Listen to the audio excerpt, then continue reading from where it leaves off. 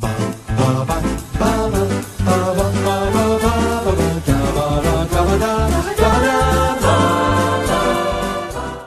I'm Thomas Carruthers, and today we start off. Oh no, we don't start off. We've already been. I mean, it doesn't matter. The blocks are completely superfluous. None of the blocks have any meaning. It is just for anal old me. Technically, this is block 11, series 11. It's episode 2 of series 11. Again, means nothing.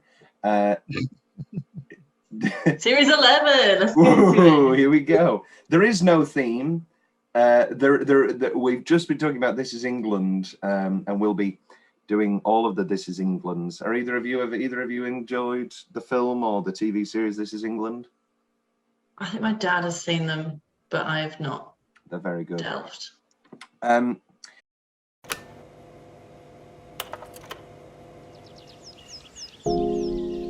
It's a shame not to have more photos around the house. I guess we didn't see the point of taking pictures of ourselves. It's a shame. Come on. What are you doing? Come on. I'm not prancing around in the living room at this time of night. And this really is a great venue for an anniversary. So full of history, you see. Like a good marriage. What is it? They found her. You know who I'm talking about, don't you? We never talked about it in all the years that we've known each other. And it's tainted everything. You didn't know her. Today, a little over the start of lockdown, I'm joined by Rhian Holmes and David Whiting. Over the start of lockdown, I did a series of articles about in my collection of personal opinions and best of opinion and sort of critically held opinions of what I felt were the best 15 or so films of each decade. No. I didn't.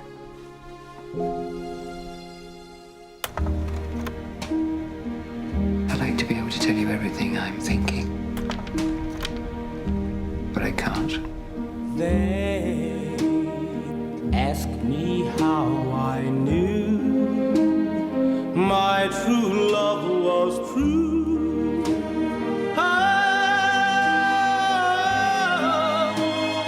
So I smile and say, when a lovely flame dies, smoke gets in your eyes.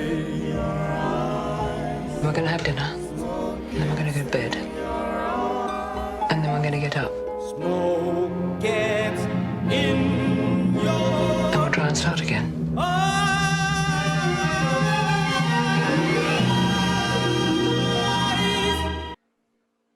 My top 15 for the 2010s went as such: Shane, Blade Runner 2049, Inside Llewyn Davis, Blue Jasmine, The Irishman, Gone Girl, OJ Made in America, Her, The Girl with the Dragon Tattoo, Phantom Thread, Marriage Story, The Master, Once Upon a Time in Hollywood, Birdman, and topping the list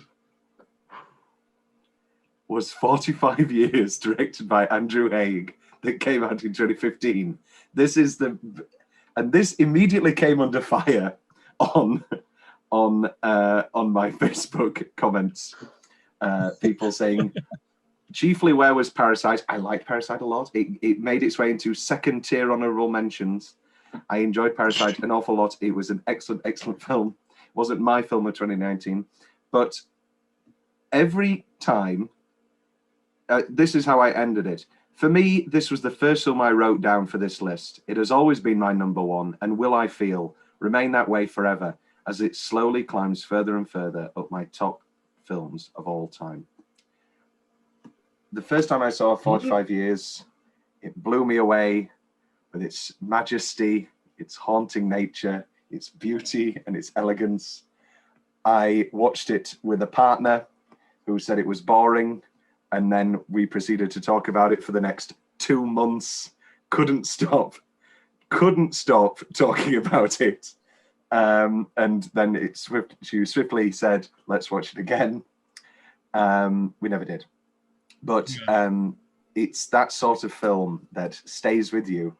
And every year since, I've watched it again, and it is a profoundly excellent movie, in my personal opinion. Please God, Rhian Holmes, starting with you, tell us that we're not in for 90 minutes of me on the back foot. What was your first impression of Andrew Haigh's 45 Years? So this was a first watch for me. And I've got to say, I enjoyed it. And I use that term loosely because I don't know how much you can use the word enjoyment in such a haunting, just like soul-destroying ending. Arguably, I think we'll get back to first impressions, but I think the ending itself, I've seen has topped many lists over this past year, including Watch Mojo, and of those best endings of the decade things. And this end, I don't think without the ending, the film would land so amazingly as it does. It is just an astounding piece of work, which we'll get to. I think it was expertly crafted, and it kind of had its share of negative reviews amongst the good, but hearing that bad reception only kind of reinforced my feelings on it and how I felt that it was like done in the best way that it could have been. So it's definitely one that I just kind of had to sit with it for a couple of hours and be like, okay, yeah. Rough so stuff. you can sleep with ease tonight, knowing I'm not going to tear into this. Sleep with ease and awkwardly bring up multiple times. My catcher. I told you about my catcher. First red flag. My catcher. It's a red flag. Big old red flag. David Whiting, your first impression of Andrew Haigh's 45 Years. First watch for me as well. It is. I too thought it was a haunting piece. It's a mastercraft in subtle acting. It really is just. I forget the name of the actress. Oh God. The wonderful Charlotte Rampling, who was Andrew Haigh's first and not only choice. They always say first and only. Not really, because. Was incredible. And it's a slow burn, but it's well done. He does Andrew Haigh does such an incredible job of really giving you the sense of what these people's lives are like in the rhythm of like their day to day, so that later on, just the smallest changes become massive. Because it's so much time is in the beginning. Just here's country life, and she's out with the dog again this morning, and here he is eating his breakfast, and but then later on, it's just a fantastic piece. I think it was really well done. The lovely Norfolk Broads. General gist: it's from a short story by David something. David Whiting is here today to talk about a short story. I haven't read the short story, but it's only 10 pages or so, but the general gist of the story is this idea of the past obviously coming back to haunt, and that beautiful image that we never get, obviously, because I think it would be too crude and not the style of this film, but that image of a 27-year-old woman we come to learn with child frozen in the ice as the day she was in 67.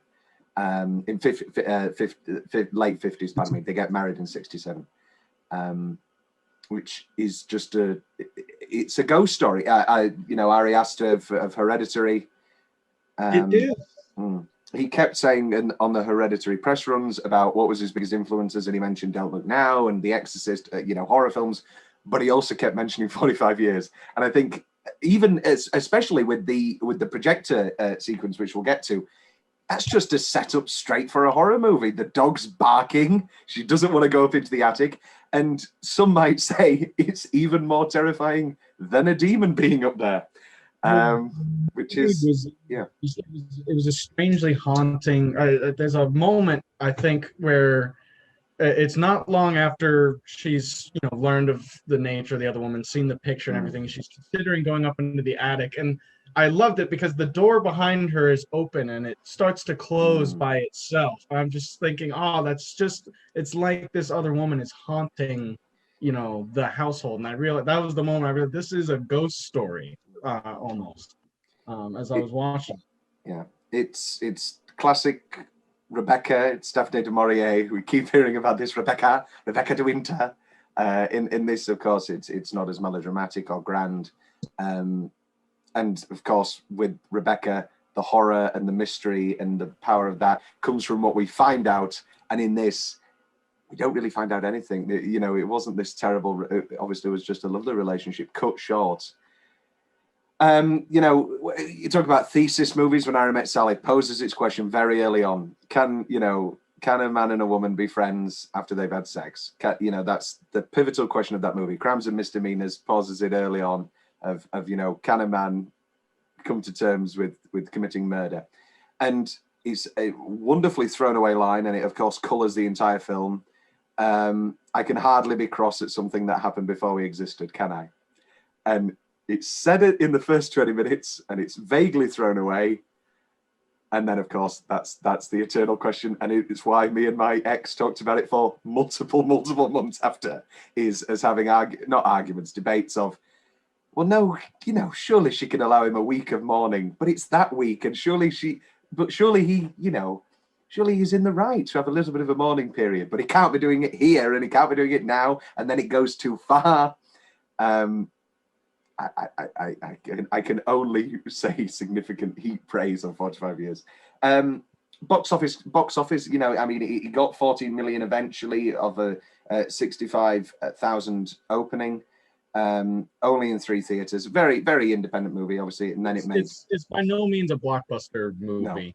No. And then it made its rounds in the festivals and the critics circles. Before getting a little bit of he got a big campaign from the critics for Charlotte Rampling for Best Actress, the film's only nomination at the Oscars.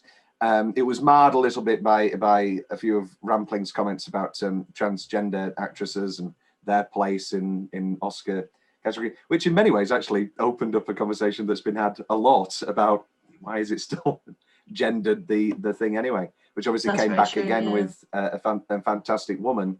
Well, obviously she is a woman, but again, reopening that conversation in the modern era.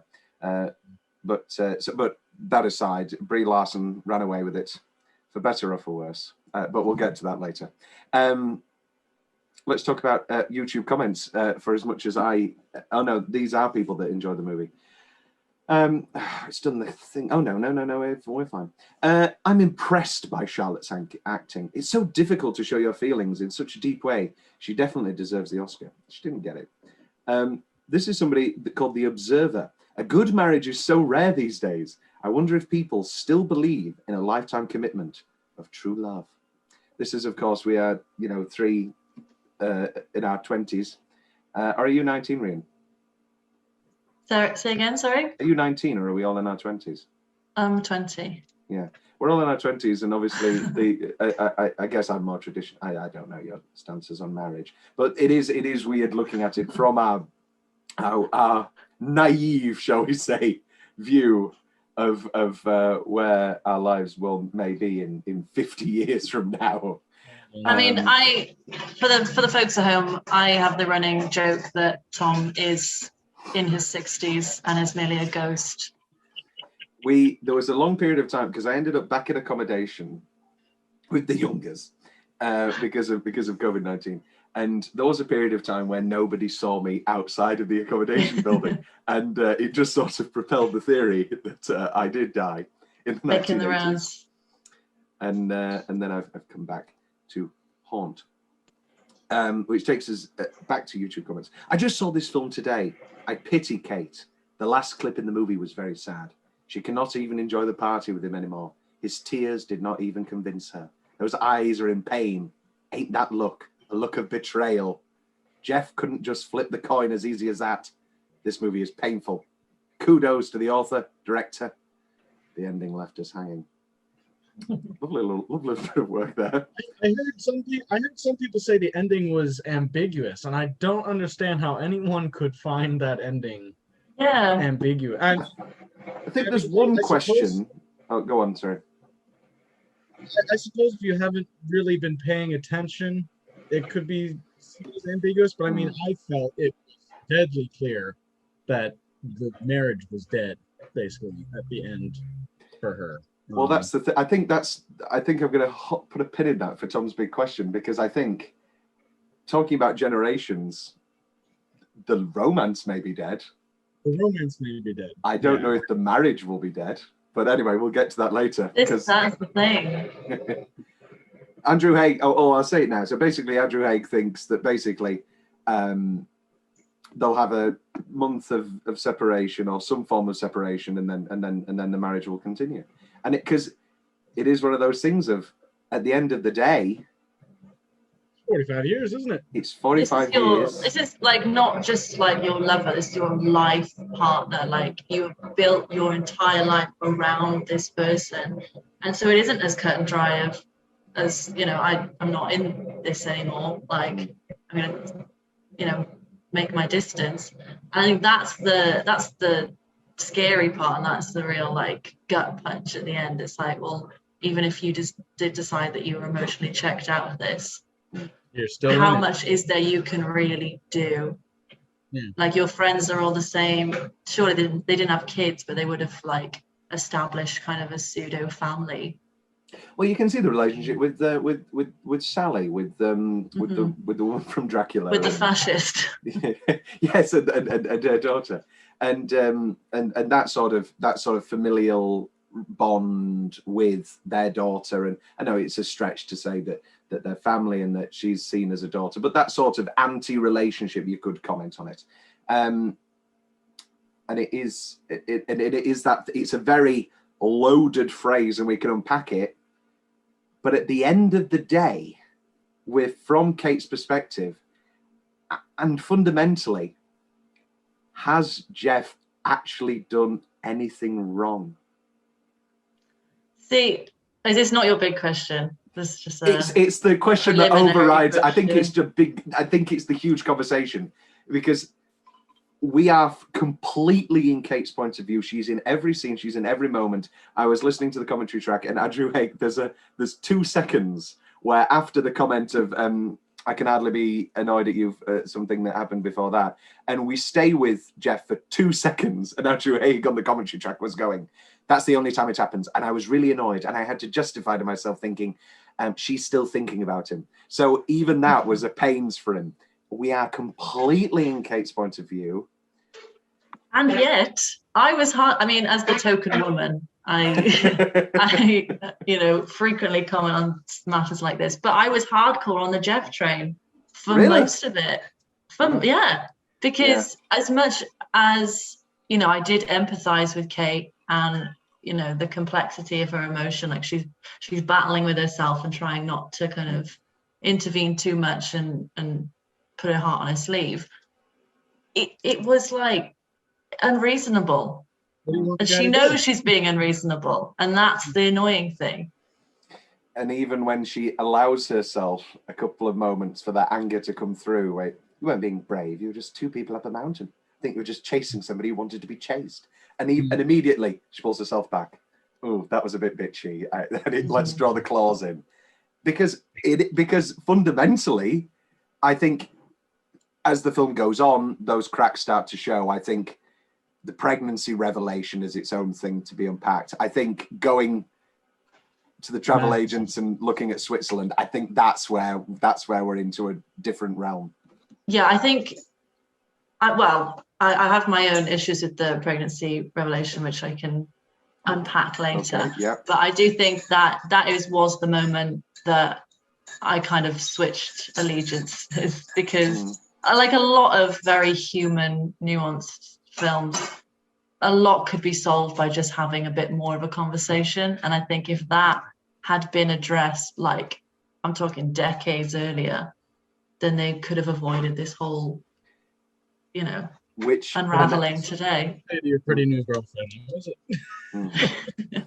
And this is the thing. I think that in a lesser film, we could have that, what's the change of, why aren't they talking? And I wanted David here for a very particular reason, is when it comes to that British sensibility and that generation, of course they've never had this conversation. Yeah. And so the film works as well as it does, because you never have the thing of going, no, surely at some point he's like had a drink or something, or had you know, been really upset, and he has to tell her about this thing, because of course he hasn't. Yeah, I mean, everyone's got like that father figure or like grandfather or uncle who will just bring up the most massive revelations in the most casual of settings, as if like they never thought to mention it before, because that's just what they do. And like as annoying as I found it, I can agree that it was definitely not out of character for either of these people. Because when he says I remember telling you plain as day, and I imagine that will have been a similarly thrown away conversation that he has just remembered very well, because that's a pivotal point in his life. It's obviously not for Kate and stuck around for Kate, because he's gone, no, there was a girl, and I did love her, but no, she died. How long were you? It doesn't matter. But she died. And that is most likely all that conversation. Yet to mention the wonderful name of Tom Courtenay. I mean, it's definitely Charlotte's film, and she's absolutely astounding in it. But Tom Courtenay is similar. He does an incredible job of mirroring her in a way. And it's interesting, kind of how they address the fact that like a lot of their conversations, like there is that disconnect, because clearly like his mind is going, it seems, a little bit. Yeah. And I think I wrote it down as one of my favorite moments, or one of my favorite shots at least, in the scene, is when she comes home. He sets it up. Andrew Haigh sets it up a couple times throughout the movie where she's talking to him and he's talking back, but he's not on screen, and it's sort of like he's just talking out into space. She comes inside and she's talking, and the way the shot is set up, she's facing a bookshelf, and you get the sense that he's sitting behind that bookshelf, but it's like she's talking to a wall, sort of. No, yeah. You get that sense very much in their relationship, that a lot of like what she says to him and what is discussed just kind of dissipates into the ether, whether it's intentional or not. Like, that just is one of the bridges that they or one of the gulfs they have to bridge, is the fact that there's just this sort of disconnect. And I noticed that she's often off center in the shots as well, and like it's always just slightly off. I think we get glimpses of it, but of course the first time we see them together is the letter being opened. I think there is enough elements, and obviously we get glimpses, not where things are forgotten for the night or whatever.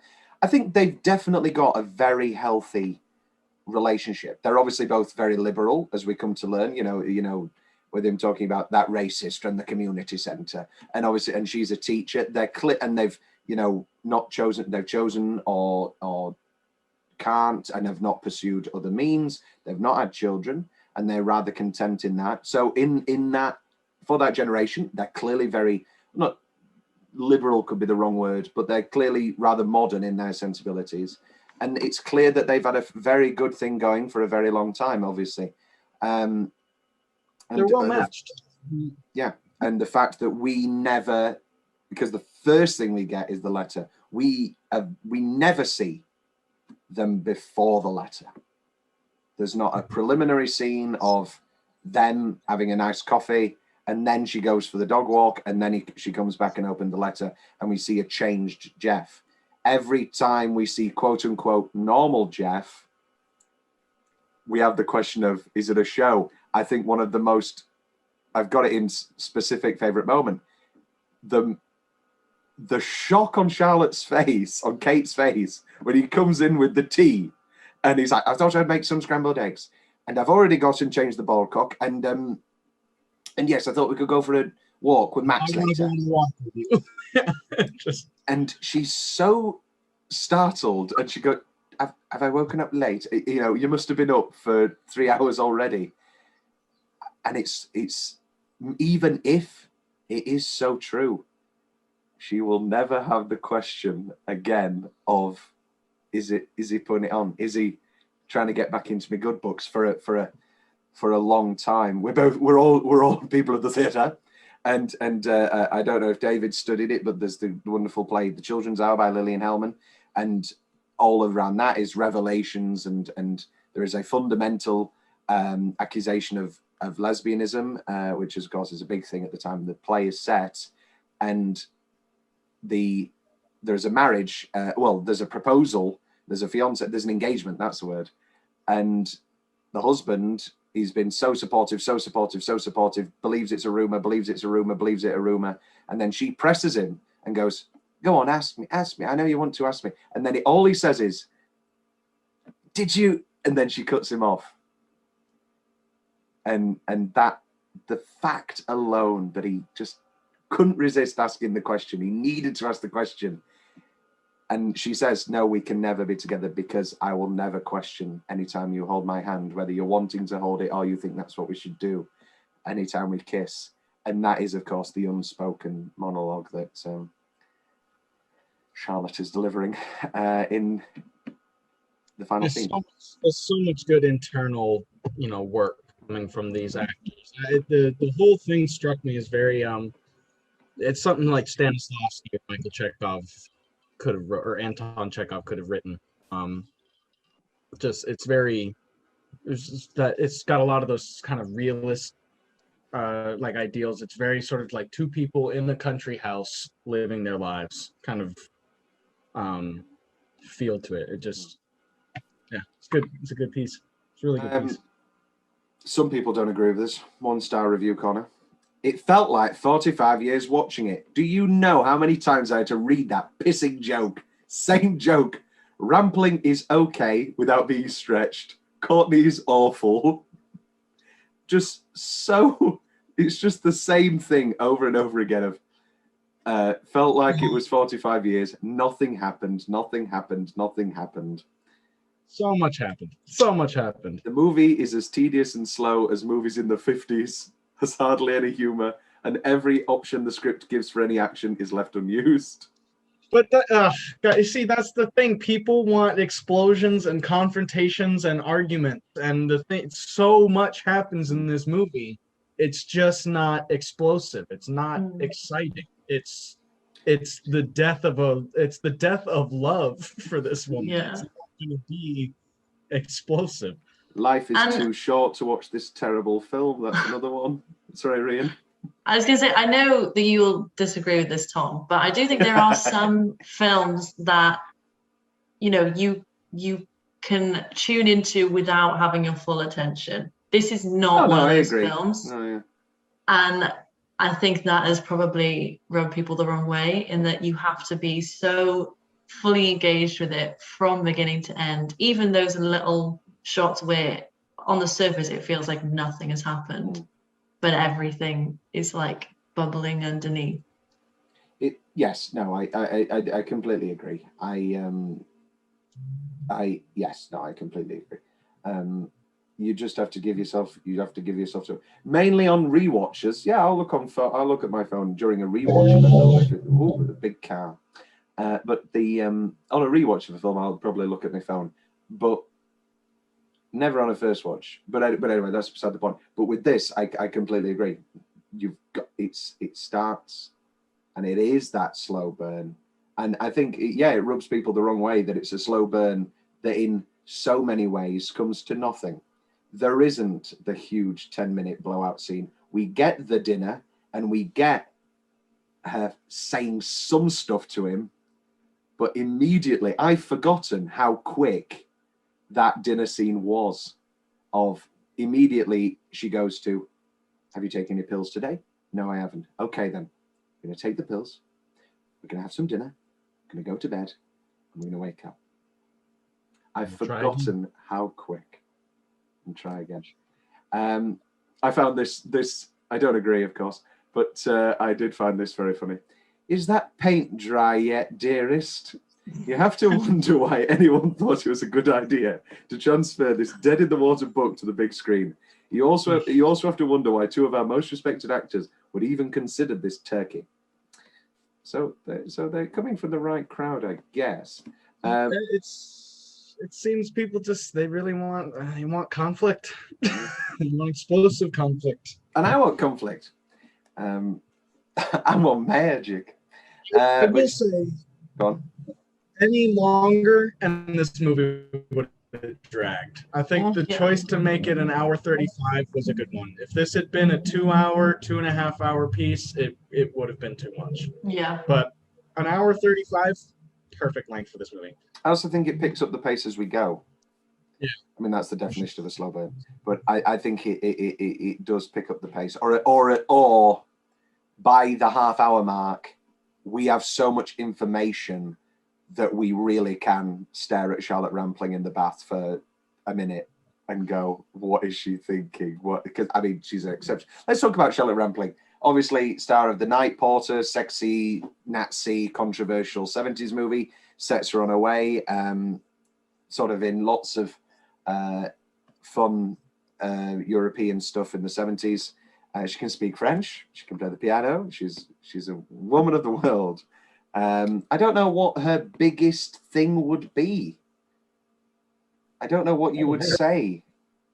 Her biggest thing. Who was she in Harry Potter? Everybody's been in Harry Potter. Rhian, you're our resident Harry Potter head. Oh God. Or was she not in a Harry Potter? I've not seen. Wait a minute. I don't think she's been in a Harry Potter. And you'd obviously say, of course, she's in a Harry Potter. No, she is. Oh, which one is she? Bear with. She's in the terrific The Verdict with Paul Newman. Probably my favourite drama, legal drama. Yes, lots of... But again, never this kind of was not her first big film, but her first lead, this is my movie, in years, decades even. I mean, this is a very uniquely... It's a unique role in that you don't often get a role where the entirety of the movie hinges around your internal life as an actor. I think you'd be very hard-pressed to find a movie that focuses so singularly on the thoughts of one person throughout. Especially when they're a 65-year-old woman. 65-year-old woman living a quiet life in the English countryside. You know, it's not very often you're going to, have something that focuses in on you like that. Addendum, she was not in Harry Potter as far as I can see. She was fan cast as Albus Dumbledore. They thought that'd be a really cool edgy twist. She was a gender bent Dumbledore.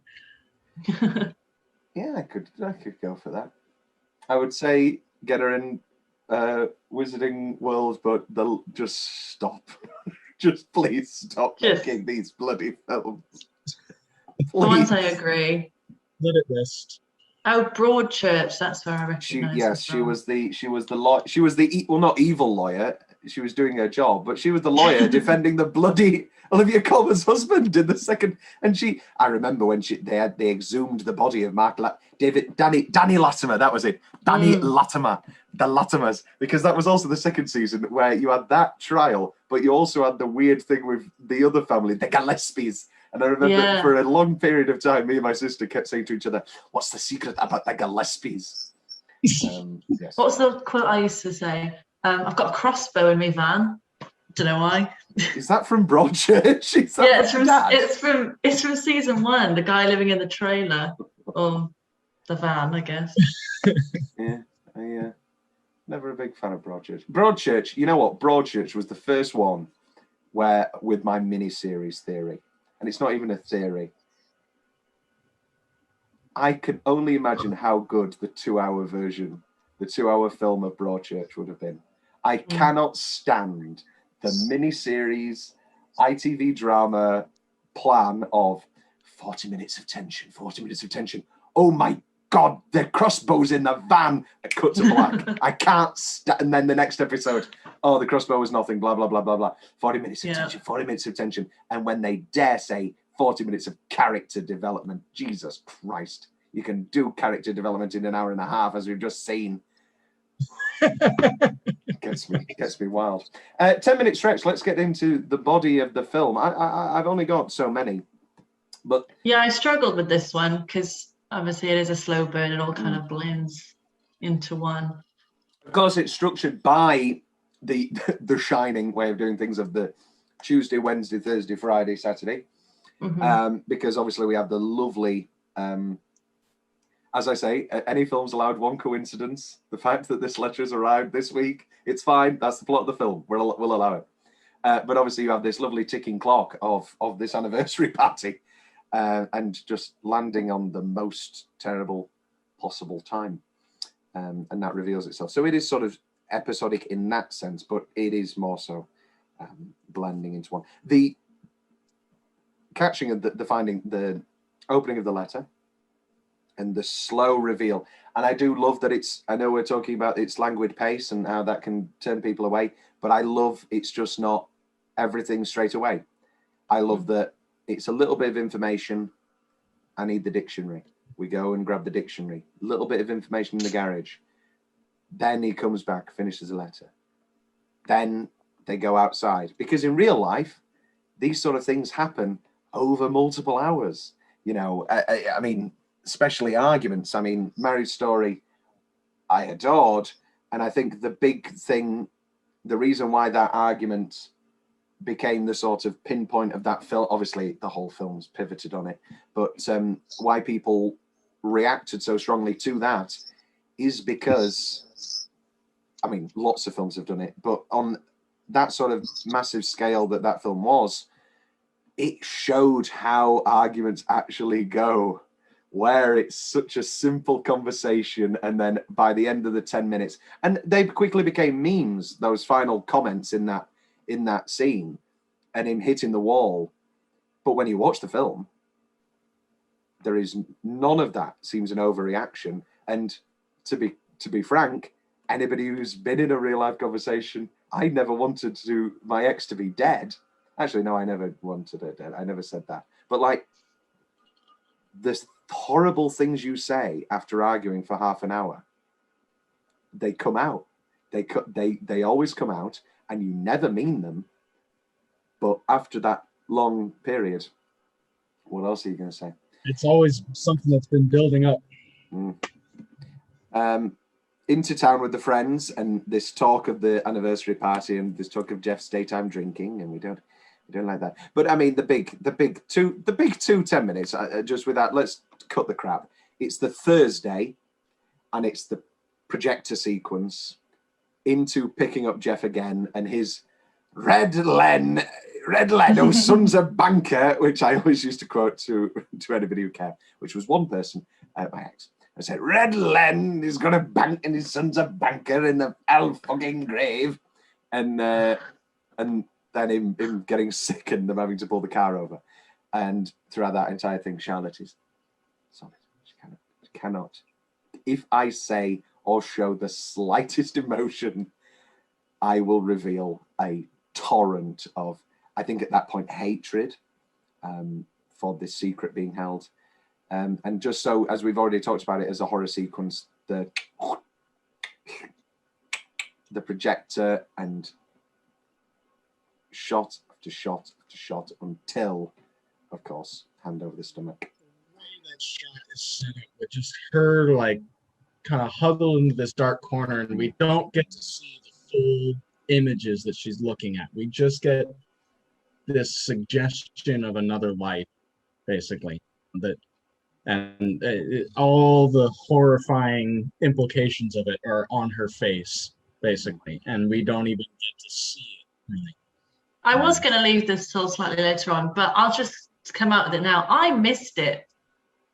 I missed that, that whole revelation. I thought the whole thing was, her, kind of coming to terms with the fact that this was another person, seeing her in the flesh, seeing how similar they looked, because, the dark hair and the face.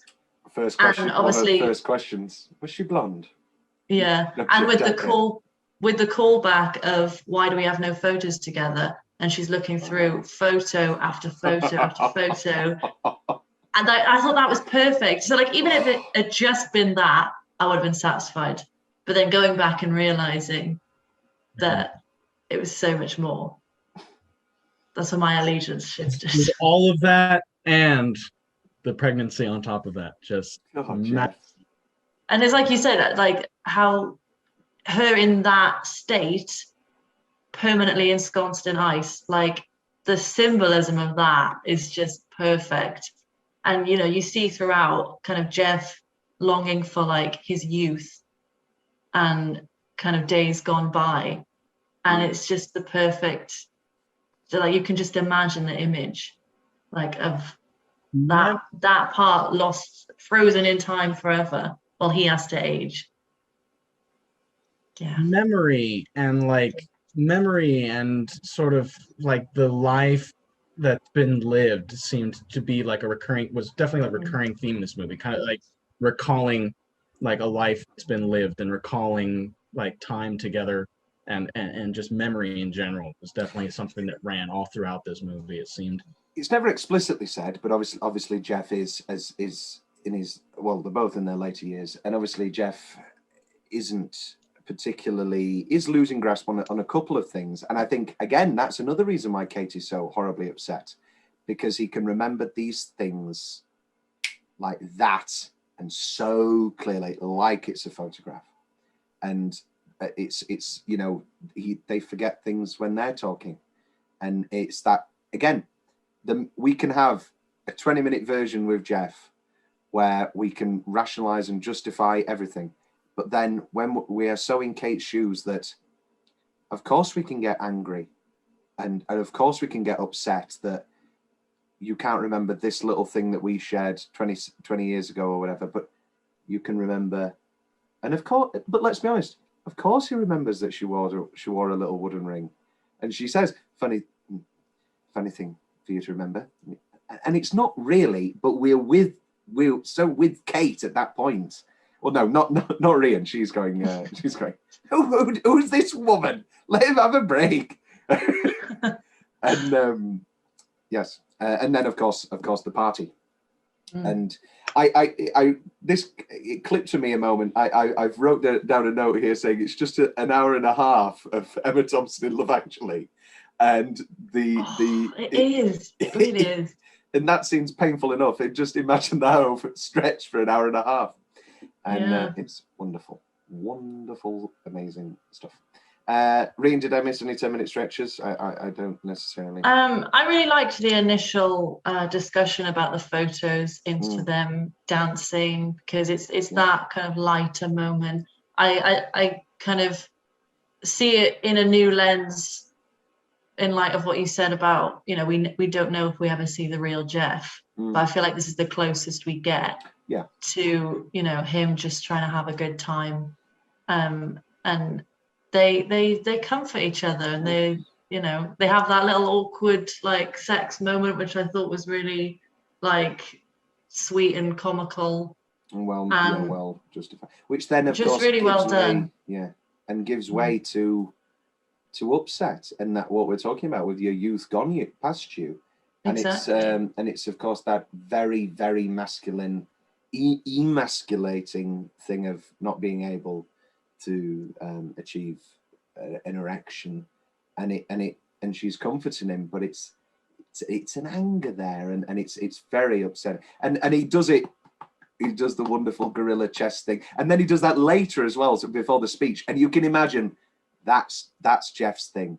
That Jeff, everybody know, Jeff does the gorilla thing. That's what Jeff does. And yes, no, I can go with you there. I split them up, but yes, no, the talking about photos into the dance, into the sex is yes, a beautiful moment. And of course the ending. The final speech and her face through it through it all, and then the dance, and you're just you're on tenterhooks because you're looking at her being like, well, you've got everything that superficially you said that you wanted. You got the photos, you've got the tears during his speech. Guys, I thought it was going to set the whole thing up and he was just going to be quite stoic. But she got everything, and you're looking at her being like, is it enough? Is it enough? Because and then also, as the light kind of passes her face, it's like, no, it's not. Because as much as we can say the tea's performative, and I don't know if it's performative, but he's definitely trying to get into a good books. And it's like, I've made you tea. There is no, it's not even a Tom's big question. There's no doubt in my mind that Jeff's speech is completely sincere. And those tears are completely real. There is just no question in my mind of that. And I don't think she has that question. I don't think she has that question either. She knows Jeff. She knows that he's not going to be able to perform tears like that and do this big speech, and she knows that all of those words are meant, but it doesn't matter. But still, it's the tragedy of it is that there was something to be lost. You know, this wasn't a loveless marriage with two people that were sick of each other. This was something that worked for 45 years. They've been like this, and Jeff has not done anything wrong necessarily. He hasn't. But it's a totally human feeling that both of them are having. And like, we've both been there where we feel like, or we've all been there where like we're resenting somebody for something and we know it's not justified to be resenting them, but we do in spite of ourselves. We just can't let it go. And it's just so understandable. I remember so stupidly once getting like annoyed. Getting so annoyed once as I was with a girl. Welcome to Therapy Corner. And, this is happening. Okay. And we'd kissed obviously a load, and then she'd said that I was her first kiss, and then another time she reveals no, there was a guy, and I remember being just so stupidly annoyed. And I can only imagine that being times by 45 years of marriage and times by an actual cataclysmic event is incomparable. Is completely an unfathomable amount of hurt and pain compared to a stupid little boy. Tom's Whitley's specific favourite about the film memory, it's full of them. The opening credits scored by the projector, which of course means nothing on a first watch, and every watch since is like hearing the Jaws theme.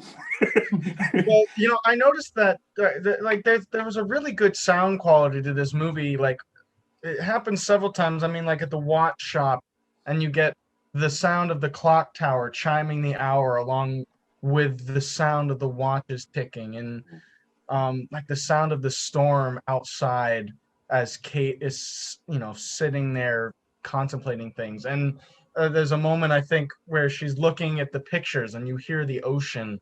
Yes, yeah. And it's just like all these little subtle sound cues that just kind of key us into the internal life a little bit more, that you don't necessarily pick up on, you know, consciously, unless you're really like paying attention. And every time we hear the wind after the first attic scene, all we think of is that draft and her putting her hand up and feeling the draft and knowing that Jeff's up there, and which was the door thing that you were talking about earlier. I love well, my catcher, which we've talked about, the Alps painting, just looking up and here we go. Everything I see from this point on, literally the second scene, she has to go and check the venue, and it's a lovely little one shot. And she sees a picture of the Alps, and it's just that knowledge for the audience and for her. Every single thing I will look at from this point is coloured in a different way. More red flags. Coming home, and he's listening to Lee Hazelwood's Autumn's Coming Home, and she just goes, "Oh, you haven't listened to this in a long time." And it's that thing of, again, maybe he just wanted to listen to Lee Hazelwood. Or maybe that was their song, and he has to listen to that album right now because all the memories have come flooding back. Every single thing is going to, bringing up the hair. in that moment before the dance, love a little bit of Tom Courtenay acting where you go, "You're a bloody knockout," and just that very human love that is so clearly there. The folded photo on the rail, just a lovely little touch, which actually became the cover of the Criterion release, which they've not released in England yet. Get to it. Why not? Very annoying. It's very sad, but no Elton John, please. Very funny. The travel agency, just one of the most horrifying. To me, that's as horrifying as I See Dead People, and the realization of that. We're going to need a bigger boat. I don't know if I got to but definitely one of my favorite 10 minutes was the projector scene, and then as soon as she comes downstairs, having to list off all the music that you want for this anniversary celebration, and you can see the struggle in her. She's trying to process all of this while also thinking about what romantic music she wants playing at her wedding anniversary. Again, perfect awful timing in this film. Perfect. Just everything lining up. T surprised the photo wall itself, and of course the pull down of the hand. One of the most horrifying, absolutely incredible goosebumps every single time. That's a phrase that's thrown around so often, goosebumps every time. But literally, I was sat there this morning watching this movie for the 10th time or something, and I got goosebumps again. With gut wrench. It's the most explosive moment in the movie, and it's so simple. Yeah. And he's oblivious. I don't know. See, this is where I get into the point of, is Jeff? I think I can say he's a good husband, I think. But he is completely oblivious. And as we've talked about, Charlotte Rampling's face in that entire dance, things are happening. And that is not a face of a smile and, oh, this song is beautiful. And obviously, she's hearing the lyrics, as we all do, and suddenly it's that great thing of, wait, this lovely, beautiful song isn't actually beautiful at all. And such a beautiful choice, which we're going to talk about in a moment in Soundtrack Corner. But that thing of, is he so in love with her, and they're having such a great time that the thought of that of Katya having any lasting effect is that oblivious to him? Or is he one of these oblivious husbands where he just cannot see his wife's emotions until she says, "We need to talk," or she starts an argument? And oblivious husbands, oblivious wives, oblivious anybody's. A partner in a relationship who is so close, they are dancing so close, and he just can't see it. He keeps mouthing the words in his little hands, and he just can't see it. So what do you think's happening there? Or is he just in bliss? Am I reading into it? I personally, watching it, thought he was just lost in the moment. His speech went well. It's time for the dance. He managed to make it through his speech, managed to get through this night. He's been working hard to in her good graces.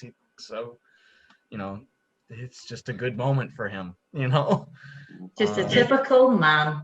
The typical man. But, he's lost in it to me. Because I think, you could make the other case, but I think that makes for the better story, is that he's really and truly just in love in that moment and just cannot see, how in pain she is. It's a very, very, very powerful image. But not good enough for an Oscar. So Brie Larson wins. I think Room's perfectly fine, but I also have never thought about Room since. I think Brie Larson, I think it's fair to say now that the promise of Brie Larson hasn't really come to much of anything. I think Short Term 12 is excellent. I have it to hand. I think she's wonderful in it. Very, very good little movie. I think, as I've said, Room's fine. But, no. She's been sucked in by the Marvel MCU. So there's that. She's on contract now. However, absolutely stacked Best Actress category. Yeah. With the removal, I think, of Jennifer Lawrence for Joy, which I think is just a worse version of her performance in American Hustle. Cate Blanchett for Carol is obviously excellent, although that's for me the complete wrong way around. It's definitely Rooney's movie. She's Best Actress. Cate Blanchett's Best Supporting. It's a tough lineup to be competing with for an Oscar there. Yeah, and obviously Saoirse in Brooklyn. Not her breakout role, but I think you could make the argument her star-making role. Potentially. Her lead. I'm a huge Spotlight fan. I think Spotlight's great. Spotlight sort of came. People were like, Spotlight's just your typical Oscar bait Best Picture movie. Spotlight, you guys won Best Picture. Yes, that is true. Yeah. Big Short, Bridge of Spies, Brooklyn. There was a big campaign for Mad Max to win. Everybody sort of thought, is Mad Max going to be the weirdest Best Picture winner ever? It eventually wasn't. It went to Spotlight. But and Revenant's very good, obviously. But for me, where are we? I think we've talked about it. It's too stacked. It's a remarkably stacked. It's a strong Oscar season there. I guess like Best Adapted Screenplay. Yeah. It would be a strong contender. Obviously not even nominated. No. Just Rampling. Yeah. I think I could definitely get rid of Adam McKay for The Big Short and get Andrew Haigh in. I like Big Short. I think it's very entertaining. Nah. And that's about it, unfortunately, for Oscar travesty. Which takes us into Soundtrack Corner. We've talked about certain songs, but let's just talk about them a little bit more. Lots of just background stuff. I Only Want to Be With You, very obvious, obviously, but it works. However, the two final song choices of Smoke Gets in Your Eyes. Yeah. Such a beautiful song, and yeah, perfect for a first dance. And then you listen to the lyrics, and my love has got away. I can't. Smoke is in your eyes. You cannot see what's in front of you. And then There's Only Time Left for the Moody Blues. Go Now, which I, again, listen to the whole song and sit and watch the whole credits every single time. And the fact that something I do. She chose them both as well. Like you see her, making that decision just completely unawares. And it's like she has unknowingly signed up for this life. And so she has nobody really to blame. She's locked in, and it's entirely, she's gotten herself here. Oh God. That's my review. Ugh. It's a rough movie. Movie. And sickos like me watch it every year. Devastating to watch. Best single minute. We've touched on a lot already. I've got a venue. The venue. I just think that's a nice little getting the exposition. Wonderful way to do exposition. The next of kin. That's probably the first big conversation when it comes to the severity and the seriousness of that relationship. Real frank conversation. I would say. Like really, just flat out, openly discussing the issue. I would say that they have in the entire movie. And also Jeff's corner. I'll be in Jeff's corner. The reaction that Kate has, yeah, sure. I'm probably not going to have a serious conversation again on that matter. But then obviously he keeps doing it. And it's very... Who else does Jeff have to talk to about these things, really? Because George, his friend George, is obsessed with his ukulele. There's clearly not going to have a serious question there. But yeah, no, and those moments, which obviously comes to Kate's breaking point of, I don't think I can talk about her anymore. I'm sorry, I just don't think I can. And I thought she says, doesn't she? I thought I could, but I can't. Because, as well, I mean, it's everything that we've talked about thus far. Rhian, David, any nominations for Best Single Minute that... I mean, again, like the dancing I really enjoyed, obviously the photo reel. The moment where he kind of unpacks, the events of the day and how Katya died. And, we barely see him because you've got the tight close-up on Kate in bed and you're just kind of watching her face fall. And that kind of conversation, how she's like, you can see the thought process of like, okay, how am I going to navigate this and try to be comforting, but really you can see what's going on behind that, which is just the devastation. She keeps trying to make jokes. You always hated Jack Kerouac, that sort of thing. And he goes, yes, I did. Now back to the day I lost someone I love in a tragic accident. Like, there's just no better way there's around no way. And you know, when he's talking about how old she was at the time, and her being like, 27, you know, thinking about the things that you would, the phase of life you would be in at 27, especially for their generation. Yeah. Typically, you'd be settled down, married with kids. And well, that's the thing. When Kate asks, would you have married her? She is just a glutton for punishment because she knows the answer's yes. Yeah. And then obviously looking back on it, knowing that she was pregnant, of course they had to pretend that they were married.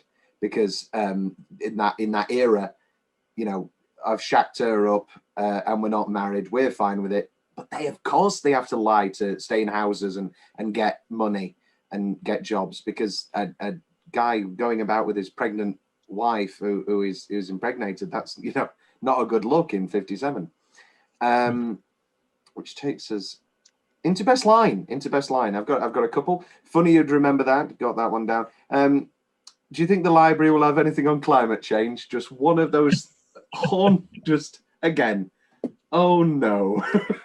Oh no, please no. And then beyond that, would you have married her, of course? You know, it's just hit me.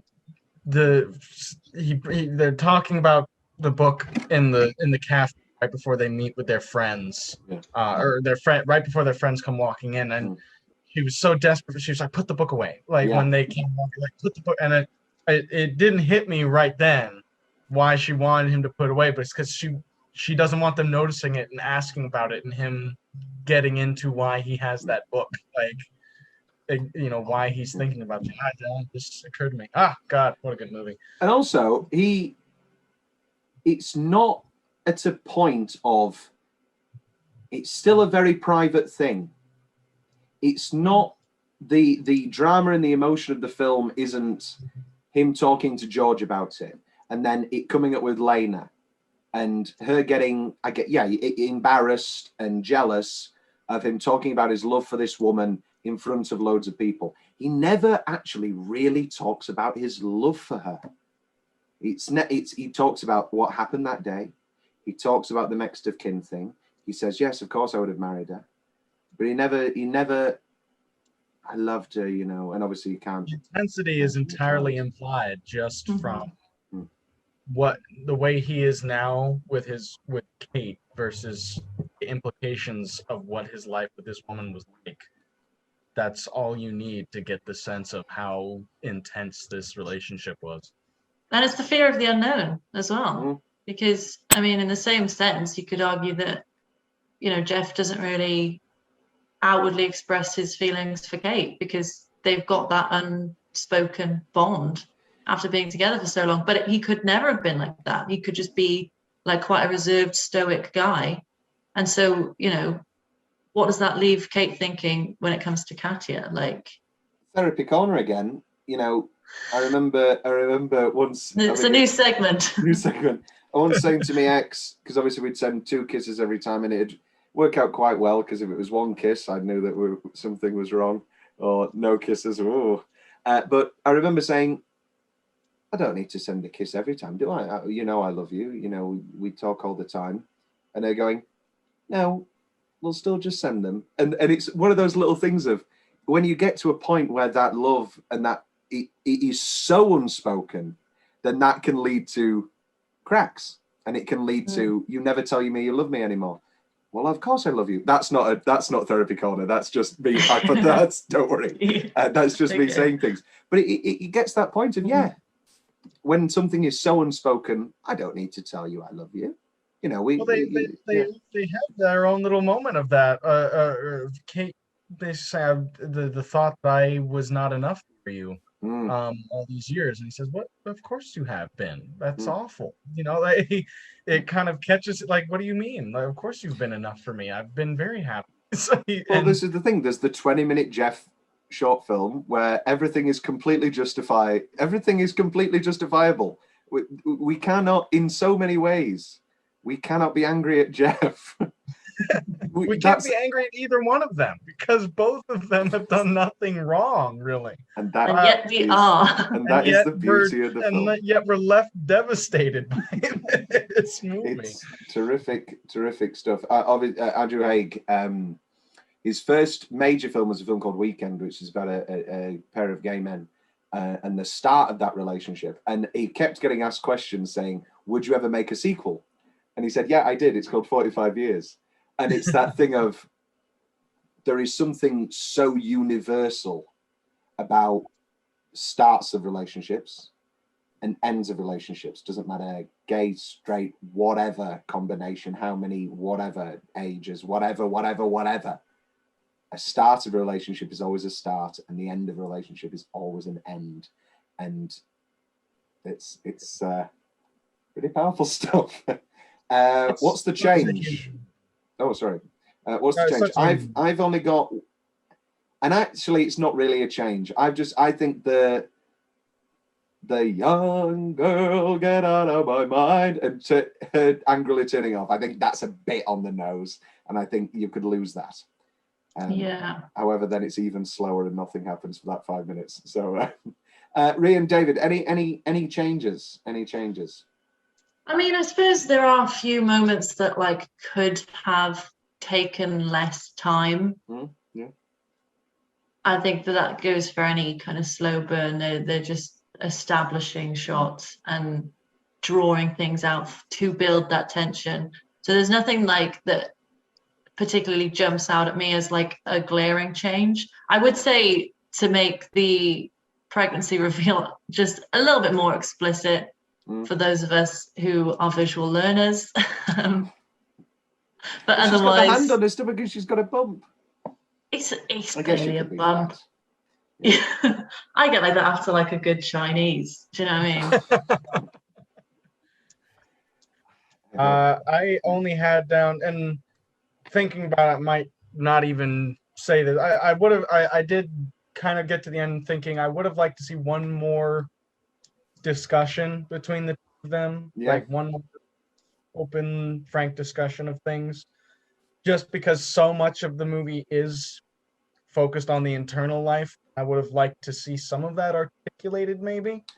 But now, I mean, thinking about it, like the movie is so strong without it, and does a very good job of focusing in on that internal life and making it interesting.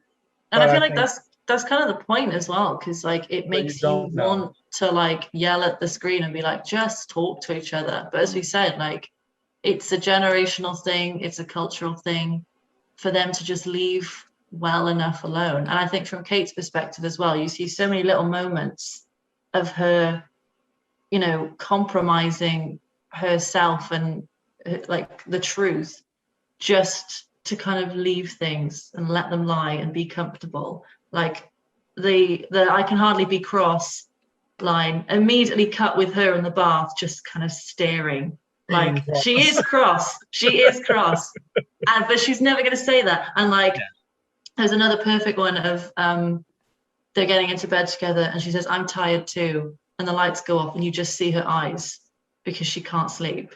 Like they're just perfect, like shrinking violet moments, and also where she would never speak her mind because it's just too difficult. And let's be honest, is it a generational thing, or is that just a universal? Is that just something that will haunt all relationships? I mean, friendships and just life. Yeah, I mean, people are never going to be fully emotionally literate because, you know, we're British and we like it. But I think now, as we say, like therapy is a lot more normalized practice, and like talking, communicating, you know, articulating yourself, like not only to kind of get your feelings out and get things off your chest, but to defend yourself as well when you're coming under fire for certain things, I think is very, very prevalent in today's society. Well, there's a world where, because obviously these are things that Jeff has to get off his mind that have come up again over all these years, and there's a world and there's a film where he doesn't talk to Kate those multiple nighttime bedtime conversations. He talks to somebody else, and there's a whole different film of what that leads to, and whether it makes things worse because Kate is even more thinking about what happened, or it makes things better. Great stuff. Anything left from your notes, Rhian, David? I did have a couple of other. Oh, did I? Yes, specific favorite moments. Oh, shoot. The establishing Kate's, that it is Kate's film, with where it tracks her going to fill up a glass of water, just something really mundane, while Jeff is reading the letter. I think that was really well done, because it's like, it is one of those things where, you know, you're never prepared for your world to change, and you could be doing something completely trivial, and then something happens. I love the fact, like, her little teacher moments, where she loves correcting him, or like there's a moment where she's in the venue talking to that guy, and he's talking about Nelson and the victory that they had, and she was like, wasn't he killed? And I love that, because it's so indicative of like her need to be correct and her need to have the facts laid out and taking things at like face value. And there's obviously the jokey way she does it about the Nelson thing, and there's the rather vindictive way she mentions the Danish guy who was frozen. It was on the curriculum. I did it exactly, and it just cut him real quick with that. It's perfect, because then, you know, you see her at the end, and again, it's like, well, you've got what you wanted. This should be cut and dry. You know, you are an intellectual. You can take things as they appear, because this is a clear, you know, message. He loves you, and yet, you know, human emotion is just too complicated for that, and she just can't bring herself to be happy as things are. And that's the thing about human communication, you know, we're not mind readers, and you can only ever know, you can never really know what someone is really truly thinking and feeling, even if they're completely 100% honest with you constantly with what they say and do. You will never be able to know exactly what someone is thinking and feeling, no matter what. And there are relationships that fall apart because people never speak to each other, and there are relationships that fall apart because people speak to each other too much, and there are relationships that fall apart because you're trying to know the person too well, and there are relationships that fall apart because you don't want to know them at all, and life goes on and on. There are so many variables, and there is no perfect way to do it. Just have to struggle through. And painfully human movie, painfully human. I always joke that the best thing my ex ever did was make this movie better, because she mentioned she was a dog person and spotted out that it's a German Shepherd, and so most likely was from the old German days. Yeah, I know. How good is that? Well, she makes a point of that. The dog, she says, the music we listen to, the dog we chose is he's got a German Shepherd. Yeah. It's like she's been here. Brilliant. It's like I'm smelling her perfume. Okay. Oh God. And then what I probably should have got a best line, but I've always quoted, "It's just a fucking picture, Kate." I've always liked the way he says that. And that's that. Which takes us into a few fun facts. There aren't really many, I'll be honest. There is nothing fun here. There's nothing. The movie was shot in chronological order. Obviously, Jeff Sir Tom Courtney hates the ukulele in the film, but in real life, he's an avid ukulele player. It's delightful. And then somebody's done the math. So Happy Together and Higher and Higher and Your Precious Love and For What It's Worth all came out in 67. So that's presumably the year of their wedding. 45 years, that makes sense, that fits. They said that it's 67. Are you ready for this? Oh no. Smoke Gets in Your Eyes came out in 1958, putting it in Katya time. Yeah, So Yeah. even the that song makes sense. Even the song they danced to at their wedding. may very well have been him and Katya. Oh, him and Katya's song. It's awful. It's awful. It's wonderful. Tagline rundown. Just the one. Equally haunting. Do we really know our loved ones? That's just pretty bleak. Ugh. Which takes us into Tom's big question. I've got a couple. Who's in the wrong? I mean, what can be said? We can break down the castaway the castaway of it all of around 4 years or so. Yeah, let's not bring up Castaway again. Let's not bring up Castaway again. But 4 years, I think, is fine for him to not get over Katya. But I think that's fine. I think 4 years is better than Helen Hunt. It's never become an issue until now. Really, because clearly he is not obsessed over her in a way that is enough to cause issues until Kate realizes that these little things are there. And also, there's the whole thing of if she was missing and they just found her dead in a river. Yeah, I think that's that's what a I whole initially. different reaction. That's what I initially thought like the situation was until he obviously tells the story.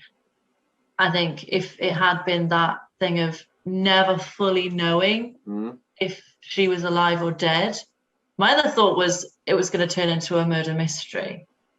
And then he would become primary suspect number one.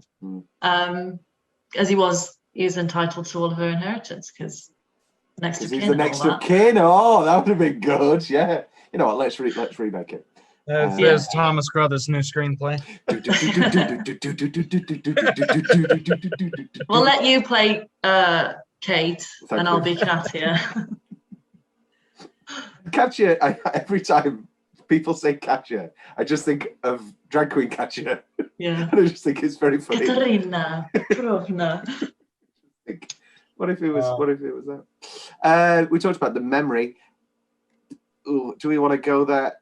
Him closing his eyes during sex. I'm going to not even make it an open question. He's closing his eyes to concentrate. That is all he's doing. That is the only reason his eyes are closed. We are not opening that up. Oh, hopefully. I don't think he's imagining her. No, yeah, hopefully. He's got too much on his plate at this point. And he's not plotting. He's not like this. He's not that guy, you know. No. He's not evil. We get all this evidence that he is nothing but a normal kind of old, English guy, just living out his golden years. You know what I mean? Like I just don't think he's got that in him to even be doing. I think he honestly was just trying to. But how do we know? Trying to get it up. Yeah, how do we know? To the Norfolk Broads. And here's the big question of it all: do they stay together? I think, of course, that yes. Yeah, out of necessity and out of just time spent together. And also reasoning.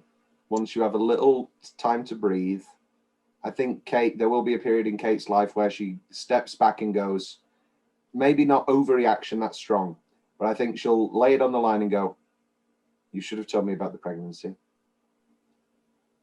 I understand. And I think it's just the emotion of the week. It's the tension of the week. Can I just get this as a monologue performed by you? I think that would, settle something in my soul. I understand you didn't tell me about the pregnancy. I'm going to start fucking Kate. It's just a fucking picture, Kate Redlen. I'm going to start. But what's the name of the app where they get like people to say their famous movie lines, but then go "Happy Birthday"? Oh, Cameo. Cameo. I'm going to make my own version of Cameo where I deliver famous monologues.